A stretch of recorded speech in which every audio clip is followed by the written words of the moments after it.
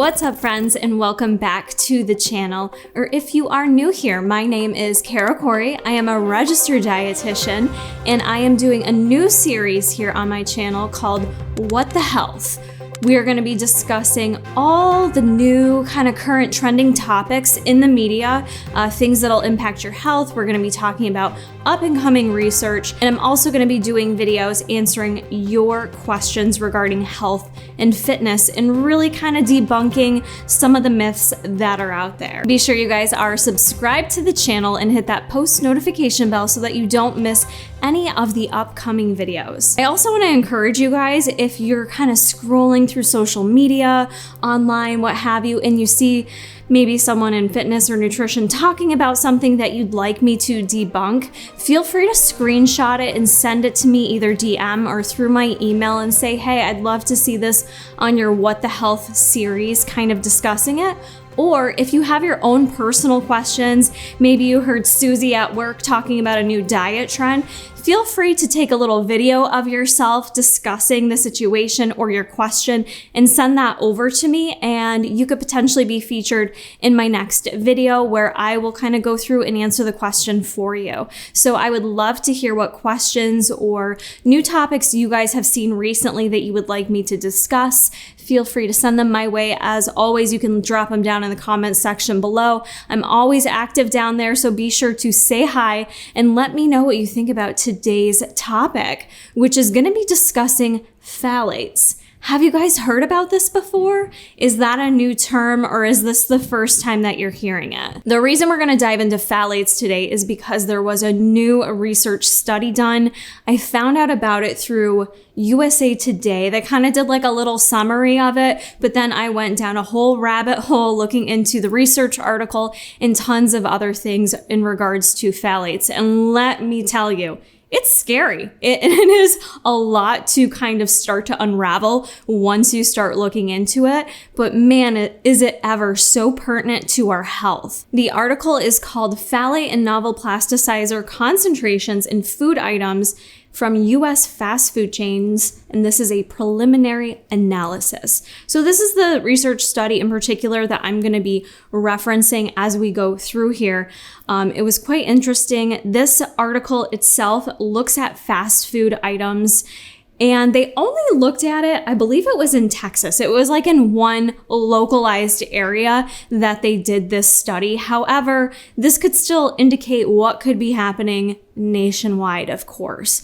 But they looked at fast food items like hamburgers, fries, chicken nuggets, burritos, pizza. They took these samples from your favorite fast food places, McDonald's, the ever so popular Chipotle, which I kind of can't stand behind because I'm not a Chipotle fan, honestly, Domino's, and other places like that, to go through and analyze the phthalate levels of these items. And they also did look at the food handling gloves that they were using in each of the establishments as well. And we'll get more into why they did that in a bit. Before I dive into the results and conclusions of this research article, I'm just curious right now. I want you guys to stop what you're doing, go down in the comments and let me know, just in general, whether you think it's okay to eat fast food or not. Like, not even if you think it's healthy. I think we all know for the most part you can make some okay choices there, but just let me know down in the comment section what you think about fast food,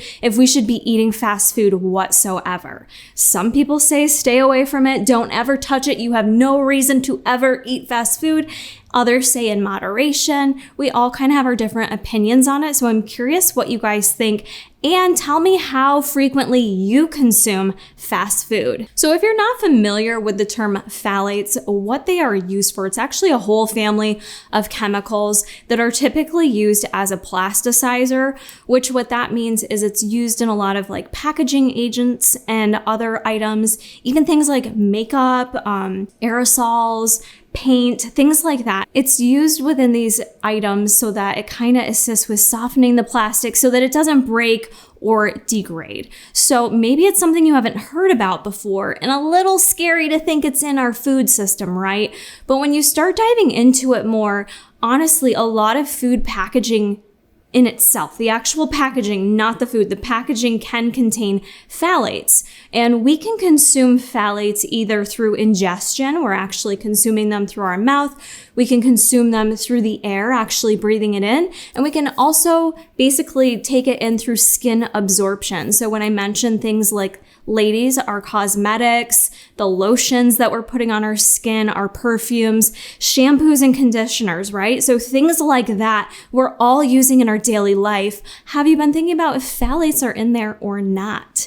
They're actually in many more things than I would have even thought of when I first started taking a look at this. So it kind of gets you thinking about your own habits and where these may be consumed in your own life. Back to the research though on this one, right away, the top finding here was that they found over 80% of the foods that they tested contained, so there's different phthalates, right? I mentioned it's like a family, there's a ton of different chemical names, so you kind of have to be careful when you're looking through to see if something contains them or not.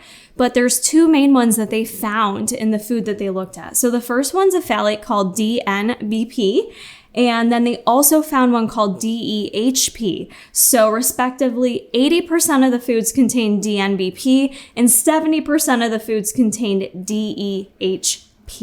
To me, that's a startling high percentage, right? Because you kind of think, you would hope maybe it would be non-existent. Well, I think we'd all hope it'd be non-existent, right? We don't want to be eating chemicals in our food or even thinking about something like this being in our food systems, but it's there. I would maybe say, my honest opinion before even looking at this, maybe it would be there in a small percentage, understandable, due to the packaging. I'm thinking about like McDonald's hamburgers being, the truck driving them there, transporting them. Maybe they're in a cardboard container with like a plastic liner in there. I have a food service background, so I do know when we open packages of food, oftentimes our frozen beef patties, they're just schlopped in there to a plastic bag. So to me, that would make sense that there'd be a small percentage, but 80% and 70% seems relatively high, that what you're eating at many fast food establishments, it's not like they just looked at one, they looked at several, contained those phthalates. Now, why you should care about that? Well, are they good for our health? Are they good to be ingesting them? No, they're a chemical. And it's not to say that we don't consume chemicals, but at what point are we going to actually start paying more attention to that? It's important to pay attention to the food that we're consuming. I'm always going to preach that here as a dietitian, but it's 2021, y'all. It's time to take it the next step. I feel like, I don't know if it's just me, but every other freaking day I'm hearing of someone young, apparently looking healthy, having health issues. It just seems like it's becoming more and more prevalent. And I think as a society, we have to start pushing back as to why this is occurring. So this is just one small little thing in the whole world that could be contributing to health issues, but phthalates are not something we want to have high levels of in our body.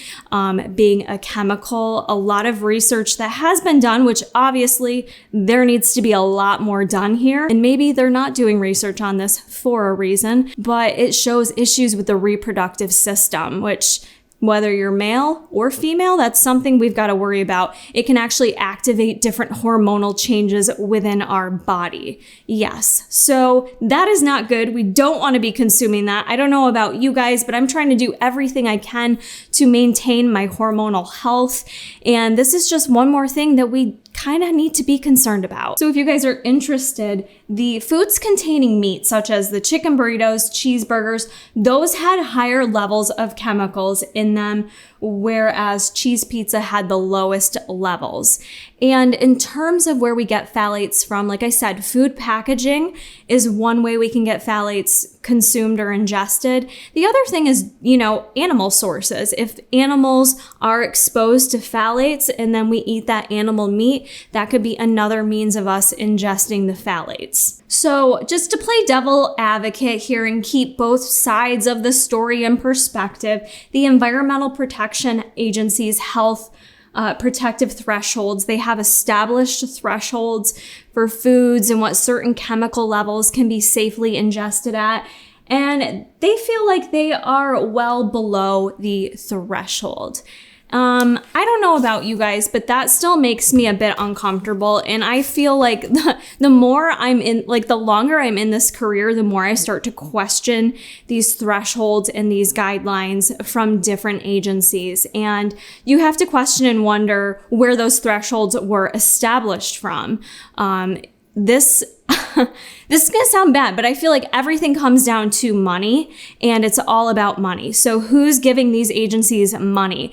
And if the food industry, which is what, $1 billion industry, are the ones providing funding to these agencies, they're providing funding to the EPA or to the FDA. Don't be naive to think that that could not influence some of these guidelines that they put out for us.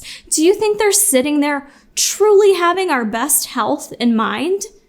I mean, it would be great to believe so, but I think you're living in a little bubble if that's the case. So funding a lot of time plays into this stuff. So I don't know about you, but that statement does not make me feel comfortable with knowing these percentages of what was found. Now, I did mention that the study was done in just like one area, but I feel like that would still likely be representative of the whole nation. I mean, why wouldn't it be if these are chain restaurants utilizing the same food systems, food packaging systems, things of that nature? So USA Today, who kind of put together this summary article of everything, they did reach out to all the restaurants to kind of get their feedback, see how they responded to this research. And one gentleman who is the vice president of the National Restaurant Association, so he said he accused the study of being, quote, a bought and paid for tool of special interest groups looking to incite fear and make headlines. And then he emphasized that the levels cited in the study are well within the EPA guidelines. I don't know about you guys, but I think Mr. Larry here has a different agenda, being the head of the National Restaurant Association. Clearly, he is going to do what's in the best interest of Larry in the restaurant industry and try to point the finger back at those doing the study. But I really don't think a lot of people are going into studies to do a paid tool in effort to scare us. I think these studies are occurring because we're all becoming more aware of what is really happening in our food systems. So remember earlier I mentioned they also tested the food handlers' gloves. Reason being, you would think there probably is phthalates in the gloves. Gloves are typically, if they're non-latex, they're made with some kind of plastic. It's likely there's phthalates in there. So that brings about the question of, how are the phthalates getting into the food? Is someone injecting these foods with phthalates, or is it a contamination situation? And what they found by testing the gloves from all those different restaurants as well is about 60% of the gloves did contain phthalates. So that is a high percentage. However, it's lower than those percentages of food that came back with phthalates in them. So it kind of leaves some questions unanswered here. It does give the indication that there could be some cross-contamination happening, but it also doesn't really give the full answer for why it's happening. It really seems like we need more people looking at this. And as I was kind of researching and diving into it a bit more, it did look like a couple agencies were putting petitions together to the FDA. So it was actually the Environmental Defense Fund. They did a food additive petition that they put out to the FDA. Back in 2016 is when these petitions were sent, and it looked like the FDA was supposed to respond by 2018, but I still was looking and I could not find any conclusions based on those petitions. It seems to me like clearly these are something that are still being approved and in use, at least in the United States. Interestingly enough, however, Europe and Canada have banned these substances. And we do have some banned phthalates in the US, but we have certain phthalates that are banned for use of kids' toys, right? Because kids like to chew on their toys. We put things in our mouths. They have banned certain phthalates to be used in the making of children's toys, yet not for our actual food packaging.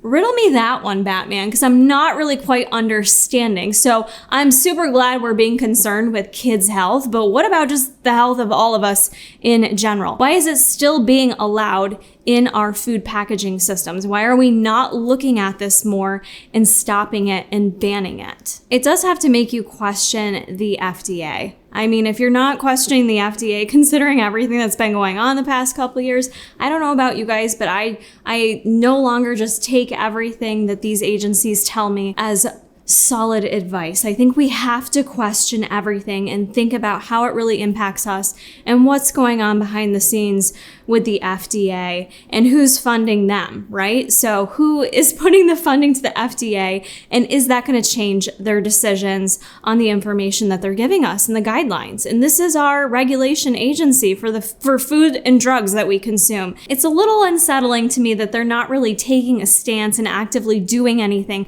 to put more regulations in line so that we are not having to worry about this as a consumer. Regardless of what you think about the fat and calories and sugars in a cheeseburger, you now also then have to be worried that these other chemicals are in there in addition to the junk that you're already consuming when you go to fast food, right? Some other side effects to be concerned about too with phthalates. So just something to think about, because if you're someone who is struggling with medical issues and maybe trying to self-diagnose yourself, sometimes this is something that you could take a look into as well, because I don't believe going to a doctor, they're ever going to really drill down far enough to find these types of symptoms. But a lot of the symptoms that have been found were researched more with younger children. So things like premature birth, low birth weight, infertility in men and women, asthma, worsening of allergy symptoms, I don't want that one, obesity, early onset of puberty, insulin resistance, behavioral changes, interfering with natural functioning of our hormone system, lower testosterone in men, and possible risks of increases in breast and liver cancer. I think it's important to just have an understanding of this stuff and really trying to be a little bit more self-aware about what you're consuming and potential mechanisms that you could be consuming it, right? I mean, I'll be completely honest, not even that long ago, I was, when you're pinching pennies and you're going through Tupperwares, I bring Tupperwares to work. I was always just using the regular little plastic ones, and then you heat that up too. And I think, BPA free is now a big thing that you see with plastics, but I'm just trying to be more self-aware of everything I'm consuming, how I'm going about consuming my food. Even with makeup, I've noticed like the industry with makeup and cosmetics, fragrances, things like that, that's where you now see clean beauty. That's not really a sanctioned term, if you will. There is no set definition for you to get the clean beauty stamp, but Sephora does have like clean beauty products. So you can take a look at those and see what the call outs are. Many of them are phthalate free, but things that we should be continuing to look at in terms of being more health focused. Remember, it's not just about our weight. Let's start thinking about all these other things that can compile into health issues for the future. This is scary stuff, you guys. I really want to know your take on it. Have you researched this? Have you heard about it? What are you doing about it? Let me know down in the comments below. If you guys did enjoy this video, be sure to hit that thumbs up button, and I will see you in the next episode of What the Health.